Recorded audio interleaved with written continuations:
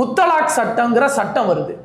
இந்தியாவில் இருக்கக்கூடிய இஸ்லாமியர்களை குறிப்பாக இந்த நாட்டிலேயே இரண்டாம் தர குடிமக்களாக மாற்றக்கூடிய சட்டம் சிஏஏன்னு சொன்னா அனைவரையும் குற்றவாளிகளாக மாற்றக்கூடிய சட்டமாக இந்த முத்தலாக் சட்டத்தை ஒன்றிய பாஜக கொண்டு வருது.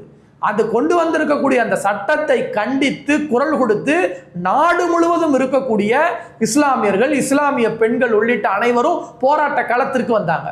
ஆனா நடிகர் விஜய் இன்றைக்கு நான் சிறுபான்மை மக்களின் ஆதரவாளன்னு அவர் ஒரு சாயத்தை பூசுறாரு. ஆனா அன்னைக்கு அந்த சட்டம் வந்தபோது அவர்கிட்ட இருந்து எந்த எதிர்ப்பு குரலும் வரலையே, பிஜேபியை கண்டிச்சு பேசலையே. இந்த சட்டம் ஒரு பர்சனலால இருக்கக்கூடிய ஒரு பிரச்சனையை ஒரு கிரிமினலைசேஷனா மாத்தி அனைவரையும் நீங்க சிறையில் அடைக்க நினைக்கிறீங்களே, இது சரியாங்கிற குரலை நடிகர் விஜய் எழுப்பலையே, எழுப்ப மாட்டாரு.